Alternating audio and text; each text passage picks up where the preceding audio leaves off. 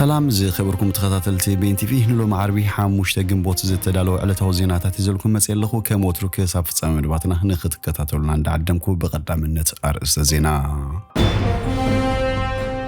بريزيدنت بايدن قبل اللي تساتفت كونات السودان اجدا خجبر وسانه أحلفو أبجل كتماتات محره من قصقاس تعفينو حيلتات مكل خالك كام زت توافره نبرتي حبيروم يوكرين نايجزا رئيسها درون هاريما أوديغا مرحا منقصة جرمان مسك قدام مينستر إثيوبيا نام الزراب ناب أديس أبابا آتيو صومال دحري 5 عامتات قوزرة حزب مكيار كامز جمرتن كالن زد هسس مدبات حزلكم متقلخو سناي ناي مكتتال غزي انداتمنخم ابزا چانال دما ناي وترو تخاتلتي نختكونو سبسكرايب بمغبار ناي دول ملكت كتوقو بخبري يقدمكم بريزيدنت بايدن قبل اللي تساتفت كونات السودان اجدا خجبر وسانه أحلفو بريزيدنت أمريكا جو بايدن تذكر زلو دو كبل بمحياش قبل اللي أبقى السودان زت تساتفوا الكسبات اجدا خجبر وسانه أحلفو بايدن نتاب السودان ذكر زلو قتش تزسكحكحن قبل اللي حزب تهاجر زفتم كحدة كبل قاليتوهم أمونغوتهم بغاندي جنرالات سراويت تهاجر زمر حيلتات نسمونات تنحوق أب سودان كلولاو كسب تريزي كونه نتزوبا مرقا كي سناخل سقات فاتيرو يركب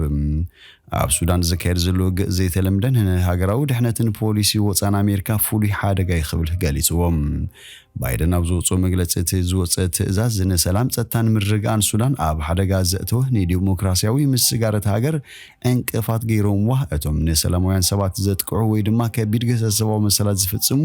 ዝብልህ ንውልቀ ሰባት ዝሕተትዩ ካብዚ በተወሳኺ አሜሪካ ዲፕሎማሲያዊ አማራጭታት ተጠቂማ አዋሃባ ሰባው ሓገዛትን ምቻን ኣብታ ሃገር ዝርከቡ ዜጋታትን ምሕጋዝን ክትቅጽል ምዃና ባይደን ገሊጹም እቲ ፕሬዝዳንት ነዚ ውሳነ ቅድሚ ምሕላፉ ዳይሬክተር ስለያ ሃገራዊ ድሕነት አሜሪካ አቭሪል ሄንስን ኮሚቴ ባይቶ ኣብዝሃቦ መግለጺ ክልቲኦም ወገናት ብወታደራዊ ኃይል ክዕወቱ ከም ዝኽእሉ ስለዝኣምኑ ንኽዘራረቡ ዘተባብዑ ውሕድ ስለዝኾነ እቲ ኣብ ሱዳን ዘሎ ግጭት ክቕጽል ምዃኑ ገሊጹም እቶም ወታደራት ብሓላፊ ሰራዊት ሃገር ጀነራል ዓብደል ፈታህ አልቡርሃንን ሓላፊ ኃይል ቁልጡፍ ስጉምቲ ጀነራል አሕመድ ዳጋሎን ዝምራሕ ውድባት እዮም ክልቲኦም ጀነራላት ሱዳን ናብ ሲቪላዊ ምሕደራን ምምላስ ነቲ ሰራዊት ምስ ሰራዊት ሃገር ንምዋሃድን ኣብ ውጥን ክስማምዑ ከም ዘይከኣሉ እዩ ትኩናት ዝተበገሰም ቶም ተዋጋእቲ ሓይልታት ንሸውዓተ መዓልታት ጽንሕ ተኽሲ ደው ምባል ተሰማሚዖም እኳ እንተኾኑ እቲ ውግእ ግን ይቕጽላሎም ብፍላይ ኣብ ርእሰ ከተማ ካርቱምን ኣብ ቀረባ ዝርከባ ከተማታት ኡምዱርማንን ባሕርን ውግእ ብርቱዕ እዩ ዘሎም ፕሬዝዳንት ባይደን ነቲ ኣብ ሱዳን ዘሎ ቅልውላው ንምውጋድ ክሕግዝ ዝወሰዱ ውሳነ ድሕሪ ብኣማይ ዝቑጸሩ ሞይቶም ኣሽዓት ዝቑጸሩ ሰባት ዝቆሰሉ ኩናት ዳርጋ 3 ሰሙን ድሕሪ መጽንሑ እዩ አሜሪካ በሱዳን ኩነታት በዝፈቀዶ መጠን ሰባው ሓገዝን ምድጋፍ ከሰርሕ ምዃና ዝገለጸ ባይደን በቀንዶት ግጭት ደው ክብልን ሰላም ክወርድን ሓቲቱም እቲ ግጭት ቅድሚ 3 ሰሙን ካብ ዝጅምር ንድሓር ንልዕሊ 500 ሰባት ክሞቱን ከለው በኣሽሓት ዝቑጸሩ ድማ ቆሲሎም ኣሎም ከምኡን ልዕሊ 100,000 ሱዳናውያን ሃገሮም ገዲፎም ካድሙን ከለው ልዕሊ 300,000 ድማ ኣብ ሱዳን ተመዛቢሎም ይርከቡ ካል ስደተኛታት ሕቡራት ሃገራት ልዕሊ 800,000 ሱዳናውያን ካድሙ ከም ዝኽኣሉ ንነብሱ የዳሉ ኣሎ ኢሉ በተወሳኺን ዝቕጽሉ 5 ኣዋርሕን ምሕጋዝ ኣስታት 450 ሚልዮን ዶላር ከም ዘድልዩ ኣፍሊጦም ትካል ረድኤት ህጻናት ሕቡራት ሃገራት ዩኒሴፍ ኣብ መፋረቕ ኩናት ህጻናት ይጉድኡ ከም ዘለውን ኩነታት እቲ ሃገር ቀስ በቐስ ናብ ደረጃ ምጽናት ዓሌት ይቐርብ ከም ዘሎን ገሊጹ أبجل كتماتات أمحرا من قصقاس تعفينو حيلتات مكلخال كام زد توافره نبرتي حبيروم منقصة كل أمحرا حقي مخبار سعيبو بزوترو وطري زي تلمدمو فار حيلتات مكلخال سكفتا كام زلوم نبرتي قليتهم أب كتماتات قوندر داسين شوارو بيتن نور من قصقاس تعفينو بركت زبلو حيلتات مكلخال كام زد توافرو حبيروم يخن برقل نبرتي ساعتي قونتي ويتوخسي كام زي سمعو قليتهم اللوم كان محجي كونات أبز تخيرلن كتماتات اتزيت لمدن من قصاص حيلتات ستا بفلايا فتصانات بزح سن بعد فتيرو من بارو حبيروم اتوم تصانات أبوان كونات زسمعو دمسي أصوار داغماي زرعيو تدروي مكاينن أصوارن تشجيرو مالو خبل قليتهم اتوم منتم خجلصو زي فقدو نبرتي دحرت مكل خلا أصوارن مفتاح خاب جزا مفتاش أبتا كتما تقاومو كام زت خير قليتهم تمعلتو سخت حيلتات ستا نابتا كتما مساتو تمن قديس تخفت كوان تخونه أب دبرسينا بزغصل تقاومو لومون تمنقدي تعاطي خام زنبره اتنبار وسشو حبيروم حيلتات مكلخال حدا غزي ابتا كتما ينقساقسو تمالي كاب غزانا بغزا مفتاش ينيرو لوم مغن اي تعذبكن كبل غليصوم بتوساهنا بكتما غوندر كاب تمال حموس جميرو مسرتاو اغرلوت كام زتوارصه غليصوم كابت مال جميرو بزيكا هوسبيتالات فارماسيتات دكوانات مغبي اگدس زخون ناي مغعزه يخون ناي بانك اگرلوت يلن منقدتات تعاصيهم አለውም አብዛ ዓርቢ አብታ ከተማ ድምጽ ጤያይቲ ከም ሰማዕና ዝገለጹ ነበርቲ ሙፋር ኃይልታት ምክልኻል ከተማ ከም ዝራዩ ገሊጾም ስሞም ካልኦት ዝገለጹ ዘደለዩ ነበርቲ ከተማ ደሴ ዋላኳ ኣብ ከተማ ሰላማዊ ምንቅስቃስ እንተተኻይደ ኃይልታት ምክልኻል ከም ዝተዋፈረ ገሊጾም አባላት ሰራዊት ካብ አፍ ደገና አፍ ደገ ምፍታሽ ከም ዘካይዱን ሓደ ግዜ ድማ ናብ ፉል ፍተሻ ብለቲ ዝካይድ ምዃኑን እዚ ድማ ሰላማዊ ህይወት ነበርቲ ይርብሽ ከም ዘሎቶም ነበርቲ ገሊጾም ናብ ደሴ በነፋሪት ከም ዝተጓዓሱ ዝገለጹ ነበርቲ በሰንከ ማዕጻው መንገድ አዲስ አበባ ደሴ እተን መካይና ኣብ ደብረ ብርሃን ደው ካብ ዝብላ 4 መዓልቲ ከም ዝኾነን ገሊጾም ካብ አዲስ አበባ ንግዲ ዝጻንኩ ኣቑሑት ከሳብ ሕጂ ኣብ ዓዲ ኣያቶን እተን መካይና ኣብ ደብረ ብርሃን ደው ኢለናልዋ ይብል ካልእ ነባሪም እዚ ድማ ኣብ ንግዳዊ ንጥፈታታ ከተማ ጽልዋ ከም ዝሕደረውን ገሊጾም ቅድሚያ ዋርሕ መንግስቲ ፌደራል ናብ ክልላዊ ፍሉይ ኃይል ናብ ካልኦት ማሕበራት ጸጥታ ንምጽምባር ዝወሰዱ ውሳነ ሲዕቡ ኣብ ከተማታት ክልል ኣምሓራ ዓቢ ተቃውሞ ከም ዝተኻየደ ዝከርዩ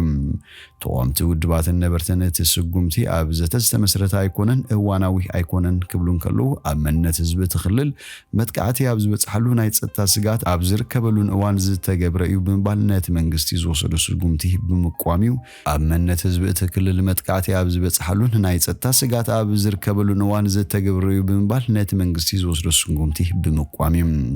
ደሂሩ መንግስቲ ፌደራል ተስጉምቲ ንኹልን ክልላት ከም ዝምልከት ብምፍላጥ መራሕቲ መንግስቲ ካልኦት ክልላቱን ነቲ ውሳነ ከም ዝተቀበልዎ ምግላጾም ከዝንጋ የብሉን ኢሉም እቲ ወጥሪ ምስሃደውን አባል ፈጻሚት ሽማግሌ ውድ ብልጽግናን ሓላፊ ቤት ጽሕፈት ብልጽግናን ክልል ኣምሓራን ዝሓለፈ ሰሙን ድሕሪ ቅትለቶምን መንግስቲ አንጻር ኣኽረርቲ ኃይልታት ወፍሪ ምኽባር ሕጊ ክጅምር ምዃኑ ኣፍሊጡ ነሲዕቡ ድማ አባላት ኃይልታት ምክልኻል ናብ ዝተፈላለየ ከባቢታት ከም ዝተዋፈሩ እቶም ነበርቲ ገሊጾም ኣብ ገለ ከባቢታት ተኽልል ኣብ መንጎ ዕጡቃት ኃይልታት መንእሰያን ሰራዊትን ብዝተፈጠረ ግጭት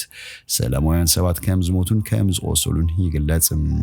ኮሚሽን ሰው መሰላት ኢትዮጵያ ተማለ ሐሙስ ኣብ መግለጺው ኣብ ዝተፈላልዩ ከባቢታት ክልል ኣምሓራ ኣብ መንጎ ኃይልታት ጸጥታን ዕጡቃትን ጎንጺ ከም ዝነበረን ህይወት ደቂ ሰባት ከም ዝተሃሲን ኣፍሊጡም ጎን እዚ ስርሒት ምኽባር ሕጊ ኣብ ክልል ኣምሓራ ኣብ ገለ ከባቢታት ዞባ ሰሜን ጎንደር ሰሜን ወሎን ሰሜን ሸዋን ኣብ መንጎ ኃይልታት ምክልኻል ዕጡቃትን ግጭት ከም ዝተፈጸመ ኣመልኪቱም በተወሳኺ መንግስቲ ኣብ ዝተወሰኑ ከባቢታት ክልል ኣምሓራ ዘካይዶ ዘለዎ ፍሪ ምኽባር ሕጊ ኣብ ሰብኣዊ መሰላት ዘለዎ ሳዕቤንን بغربه يكتاتلو خمزلون ገሊጹም መንግስቲ ፌደራል ይኹን መንግስቲ ክልል ኣምሓራ ብዛዕባቲ ዝተባሃለ ጎንጽን ዝበጽሐ ጉዳትን ዛጊት ዝበልዎ ነገር የለን ዩክሬን ናይ ገዛ ርእሳ ድሮን ሃሪማ ኣውዲቃ حيل أير يوكرين كاب قوتر وصا كوينا أب سمايت كيب تبر نزنبرت ناي غزار سادرون هاريما كام زودقت غليصام بحموس أب سمايت رسا كتما يوكرين كيب كاب 15 كساب 10 زخون كاب قوتر وصا كوينا تبر نزنبرت درون بمهرام أب زفتنلو كباب بيت صحفت بريزيدنت تاغر ببرتو توصي كام زتناوصه نبرت حبيرم حيل أيرت هاجر أماسيو أبزوتو مغلتي اتبرتو توخسينتا كاب قوتر وصا كوينا زنبرت درون مهرام زت تكوسه كام زخون حبيرم اتحيل أيرا مغلتيو تا بايراكتر TBU UAB زعينة درون كبابي ساعت شمونتنا يمشت جميرا كاب مقوتر وصا كام زخونت نمهراما كام زتوسن أبرهم أبت مغلتي تا كاب مقوتر وصا كوينا زنبرت درون أبلع لمنبر أبايتين توريقا عبعنوت كختل كام اتخل أب قمت بمتاو كترن كام زوسنة أبرهم بسن كتا درون أب سبز بتصح زخون قودات كام زي اللي زحبرت حيل أير بمنتاي مغنات كام مقوتر وصا كم زخونت يمرمرو كام زلو ገሊጹሎም ነታድሮን ምህራም ዝትኮዝ ነበረ ከበርት ብረታት ኣብ ማሕበራዊ ሚድያ ድሕሪ ምዝርግሑ ኣብ ብዙሓት ነበርትታ ከተማ ኣብስን ባደ ከፈጥር ከይልዮም ወታደራዊ ማሕዳርታ ከተማ ሼርሂ ፖፕኪ እታ ድሮን ምስተሃረመት ኣብ ሓደ ህንጻ ዓሊባህ ባርዕ ኳን ተፈጠረት እቲ ባርዕ ብሰራሕተኛታት ምጥፋእ ባርዕ ቀልጢፉ ከም ዝጠፈ ገሊጹም እዚ ክስተት ሩስያ ዩክሬን ፕሬዝዳንት ቭላድሚር ፑቲን ምቕንጻል ብረቡዕ ኣብ ክሬምሊን ናይ ድሮን ደብዳብ ኣካይዳላ ድሕሪ ምኽሳሳዩ ዝሰጋጥም ዘሎም ትማል ሓሙስ ወሃብ ቃል ክሬምሊን ዲሚትሪ ፔስኮቭ ኣብ ዝሃቦ መግለጺ ኣብ እዋን እቲ ናይ ዩክሬን ምዃኑ ዝግለጽ ዘሎ ምጥቃዕቲ ድሮን ፕሬዚደንት ሩስያ ቭላድሚር ፑቲን ኣብቲ ህንጻ ክሬምሊን ከም ዘይነበረ ብምሕባር እቲ ምጥቃዕቲ ብዘይ ጥርጥር ኢድ ናይ ኣሜሪካ ከም ዘለዎ ኸሲሱ እዩ እንተኾነ ዝኾነ ምርትዑ ከቕርብ ግን ኣይከኣለን ወሃብ ቃል ሃገራዊ ጸጥታ ኣሜሪካ ጆን ኪርቢ ንክሱ ሩስያ መልሲ ኣብ ዝሃበሉ መስሓቅ ዝኾነ ክሲ ክብል ገሊጹ እዩ ዩክሬን ብወገና ነቲ ኣብ ልዕሊ ክሬምሊን ናይ ድሮን ምጥቃዕቲ ተፈጺሙ ዝብል ክሲ ሩስያ ብምንጻግ ኣብቲ ተፈጺሙ ዝበሃል ዘሎ ምጥቃዕቲ ዝኾነ ኢድ ከም ዘይብላን ሩስያ ነቲ ዘሎ ኩናት ንምብኣስ ኮነ ኢላ ዝፈብረኸቶ ከም ዝኾነን ገሊጻ መርሓ መንግስቲ ጀርመን ምስ ቀዳማይ ሚኒስትር ኢትዮጵያ ንምዝራብ ናብ አዲስ አበባ ኣትዩ በቅትማሊ 4 ግንቦት ናብ ኢትዮጵያ ዝኣተወ ቻንስለር ጀርመን ኦላፍ ሹልስ ብዛዕባ ንኽልተ ዓመታት ዝተኻየደ ኩናት ሰሜን ኢትዮጵያ ዘውረዱ ዕንወትን ከምኡ ድማ ዝተበጽሐ ዘሎ ስምዕ ሰላምን ምዕባለታቱን ብዝምልከት ክዘራረብ ኦላፍ ሹልስ ኣብዚ እዋን እዚ ኣብ ሱዳን ተወልዩ ዘሎ ኩናትን ብዘተን ምፍትሑ ዘሎ ተኽሎን ብምትኳሩን ምስ ተቐዳማይ ሚኒስትር ከምኡ ድማ ሓለፍቲ ሕብረት ኣፍሪካን ኢጋድን ከመያየጥዩ ጀርመናዊ ወርሒ ጥሪ ናይ ዝዓመት እዚ ብሚኒስትሪ ጉዳያት ወጻኢ ዝተመርሐ ላዕለዋይ ልኡኽ ናብ ኢትዮጵያ ምስ ዳዳ ይዝከር ምስ ኣብ ሰሜን ኢትዮጵያ ዝተኻየደ ኩናት ብዝተተሓዘ ተሪር መርገጺ ጽንሓ ሃገራት ኤውሮፓ ድሕርቲ ኣብ ሕዳር 2022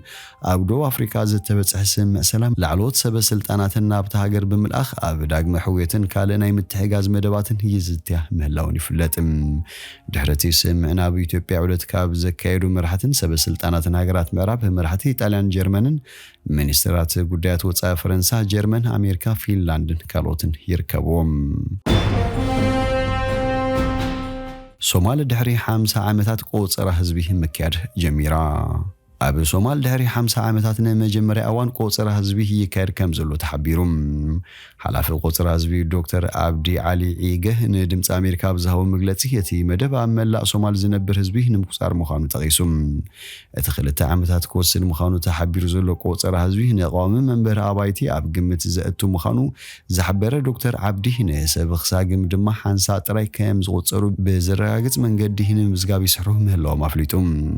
ሶማል ቆጸራ ህዝቢ ዘካየዱ ኣስታት 30,000 ሰራሕተኛታት ቆጺራላ